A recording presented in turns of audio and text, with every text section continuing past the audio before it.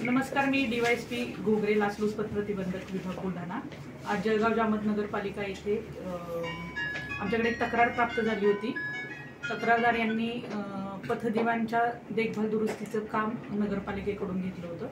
त्या सदर कामाच्या जुलै, ऑगस्ट आणि सप्टेंबर या 3 महिन्याचं बिल आणि इतर किरकोळ बिल अशा एकूण 80 ते 82 हजार रुपये बिलाचे अदा केले म्हणून 12,000 रुपयाची मागणी दीपक शेळके, विद्युत पर्यवेक्षक वर्ग 3, नगर परिषद जळगाव जामोद यांनी त्यांच्याकडे केली होती। आम्ही त्याप्रमाणे पडताळणी केली।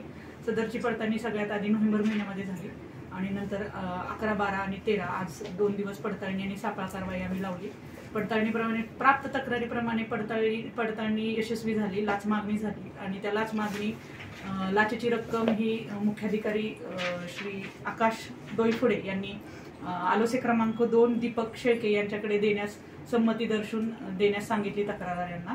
त्याप्रमाणे आज सापळा कारवाई आयोजित केली असता 12,000 रुपये लाच स्वीकारताना दीपक शेळके यांना रंगेहात पकडण्यात आलेले आहे।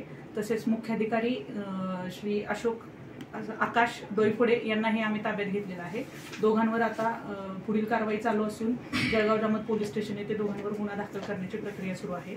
मी आपल्या निमित्ताने जळगाव जामोद आणि आजूबाजूच्या परिसरामधील बुलढाणा जिल्ह्यातील नागरिकांना असं आवाहन करते की आपल्याकडे कोणीही खाजगी इसम असू दे किंवा शासकीय नोकर असू दे, शासकीय कामासाठी लाच मागणी केल्यास, पैसे मागितल्यास फक्त पैशाच्या स्वरूपात लाच मागणी होऊ शकत नाही, वस्तूच्या स्वरूपात ही लाच मागणी होऊ शकते।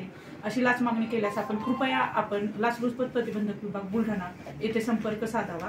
त्यासाठी आमचा संपर्क क्रमांक आहे, दूरध्वनी क्रमांक आहे 072 62 24 25 48 आणि 24 तास आमचा टोल फ्री क्रमांक 1064 हा असून या टोल फ्री क्रमांकावरही नागरिक तक्रार करू शकतात।